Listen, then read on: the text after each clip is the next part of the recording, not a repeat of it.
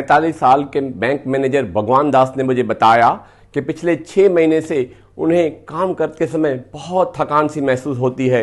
वो एक जगह पर फोकस नहीं कर पाते हैं, उनका माथा बहुत भारी भारी लगता है और वो जब चलते हैं तो उनकी सांस फूलती है।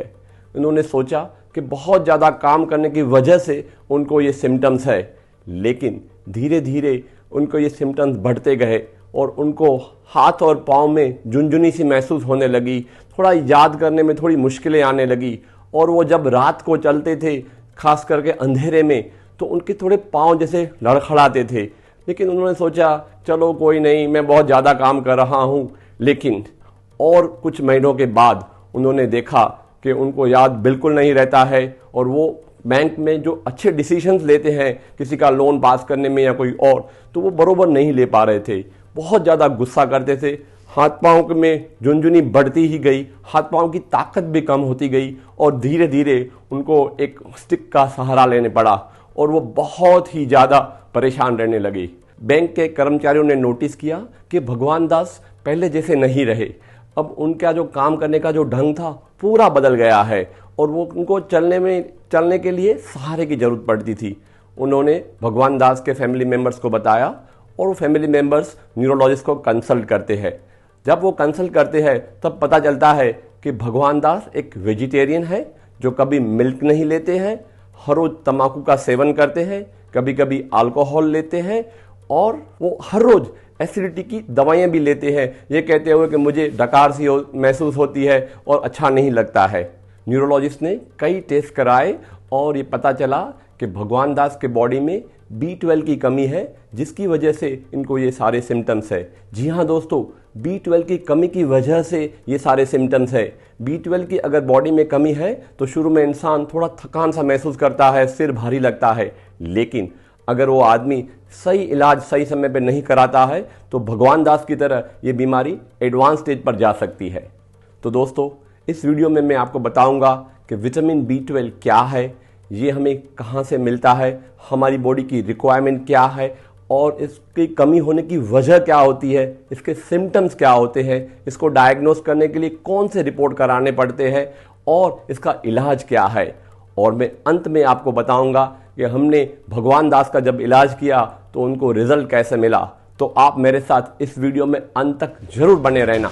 नमस्कार दोस्तों, मैं हूं डॉक्टर जयंती गुरुमुखानी। विटामिन B12 की कमी से कौन सी गंभीर समस्याएं हो सकती हैं? Importance of it, what happens when you're deficient in vitamin B? ऐसी कौन सी चीजें हैं जो खाने से विटामिन B जो है वो बढ़ता है? विटामिन B12 दरअसल एक वाटर सोल्यूबल विटामिन है जो हमारी बॉडी नहीं बनाती, हमें बाहर से लेना पड़ता है। भारत में करीब 47% लोग को विटामिन B12 की कमी है, यानी करीब 65 करोड़ लोगों को विटामिन B12 की कमी है। जी हाँ दोस्तों, 65 करोड़ लोगों को। और ये विटामिन B12 का काम क्या है? ये विटामिन B12 हमारे बॉडी में DNA बनाने में मदद करती है। हमारे बॉडी में जो ब्रेन, स्पाइनल कॉर्ड और नर्व्स है उनको फंक्शन करने के लिए ये विटामिन बहुत ज़रूरी होता है। हमारे एनर्जी के लिए विटामिन B12 बहुत ज़रूरी होता है और जो ब्लड में जो RBCs है उनको मेंटेन करने के लिए विटामिन B12 बहुत ज़रूरी होता है, जिसकी कमी की वजह से लोगों का हीमोग्लोबिन भी कम हो जाता है। लोग अक्सर मुझसे पूछते हैं कि विटामिन B12 की कमी से कोई शरीर में बीमारी होती है? जी हाँ दोस्तों, विटामिन B12 की कमी से शरीर में बहुत सारे लक्षण दिखते हैं और उनमें से सबसे पहला होता है थकान महसूस करना। इंसान एक जगह पर फोकस नहीं करता है, सर भारी सा लगता है, काम करने में मन नहीं करता है। कई लोगों को तो मेमोरी में प्रॉब्लम्स होते हैं, एक जगह पर अगर लिखने बैठते हैं तो लगता है कि मैं अभी ना लिखूं, मैं कुछ और काम करूं, एक फोकस ही नहीं रहता है और धीरे धीरे उनको हाथ पाँव में झुनझुनी सी होती है। फिर रात को चलते समय उनको थोड़ा सा लड़खड़ाहट महसूस होती है और धीरे धीरे ये लड़खड़ाहट बढ़ते बढ़ते पूरे दिन में उनको किसी को पकड़ के चलना पड़ता है और अगर उससे भी और एडवांस स्टेज में गए तो उनको यूरिन में भी प्रॉब्लम होती है और आखिर में पेशेंट बेडरिडन हो जाता है। कई पेशेंट्स को मुंह में छाले पड़ते हैं। सिर्फ मुंह में छाला होना भी बार बार, ये भी एक विटामिन B12 की निशानी है। और कई लोगों के बॉडी पूरा पीले पीले जैसा दिखता है। जो आरबीसी जो विटामिन B12 बनाने में मदद करता है वो हीमोग्लोबिन कम होता है, इसलिए पूरा बॉडी पीला दिखता है। इसके अलावा कुछ लोगों के हेयर लॉस भी होते हैं और स्किन भी ब्लैक हो जाती है और स्किन में यहाँ नक्कल्स पे ब्लैक पिगमेंटेशंस हो जाते हैं। इसके अलावा कुछ लोगों को चलते हैं तो सांस फूलती है और कई लोगों को इवन दिखने में भी धीरे धीरे ये प्रॉब्लम शुरू हो जाती है। ऐसे मरीज में हम ब्लड रिपोर्ट कराते हैं जिसको कहते हैं सीरम विटामिन B12 लेवल, जिसका नॉर्मल लेवल होता है 120 to 900 पिकोग्राम पर ml। यानी किसी मरीज को अगर 120 पिकोग्राम पर ml से कम है विटामिन B12, यानी उनको विटामिन B12 की बीमारी है और उनको विटामिन B12 लेना चाहिए।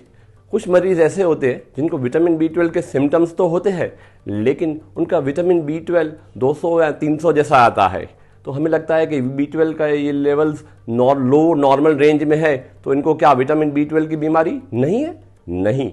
ऐसे में दोस्तों हम एक और टेस्ट कराते हैं जिसका नाम है सीरम होमोसिस्टिन लेवल या सीरम मिथाइलमेलोनिक एसिड लेवल।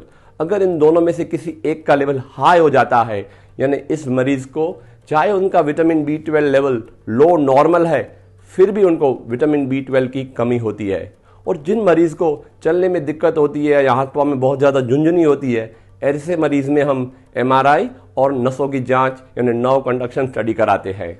कई लोग मुझसे पूछते हैं कि हमारी बॉडी का डेली विटामिन B12 का रिक्वायरमेंट क्या है। मैं उनको कहता हूँ ये निर्भर करता है आपकी एज पर।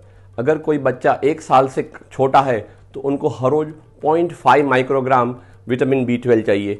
1 से 3 साल वाले को 0.9 माइक्रोग्राम B12 चाहिए। 4 से 8 साल वाला हो तो 0.12 माइक्रोग्राम, 8 से 13 साल वाला हो तो 1.8 माइक्रोग्राम और 14 या उससे बड़ा हो तो उनको 2.4 microgram per day vitamin B12 चाहिए। अगर कोई लेडी प्रेग्नेंट है या लैक्टेटिंग है तो उनकी रिक्वायरमेंट 2.8 माइक्रोग्राम पर डे होती है। आखिर ये विटामिन B12 हमें मिलता कहाँ से है?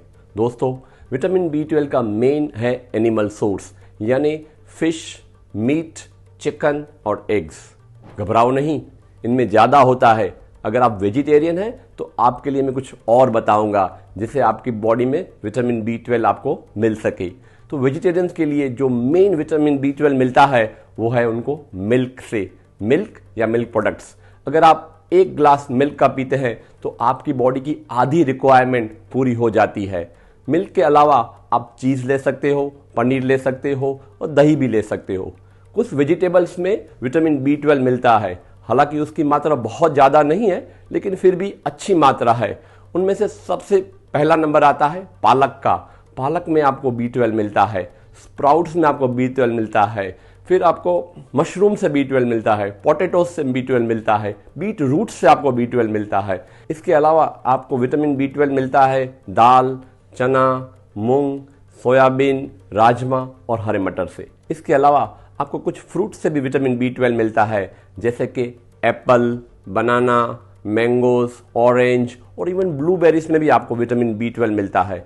कुछ ड्राई फ्रूट्स में भी विटामिन B12 मिलता है, जैसे कि बादाम, अंजीर, काजू, अखरोट, इवन मूंगफली से भी आपको विटामिन B12 मिल सकता है। लेकिन मैं कहूँगा वेजिटेरियन लोगों को सबसे ज़्यादा मिल्क और मिल्क प्रोडक्ट्स लेने चाहिए और इसके साथ बाकी के मैंने जो वेजिटेबल्स, फ्रूट्स और ड्राई फ्रूट्स बताए वो अगर सब लेते हैं तो उनको डेली रिक्वायरमेंट्स आराम से पूरी हो सकती है। दोस्तों, आखिर ये विटामिन B12 की कमी होती क्यों है?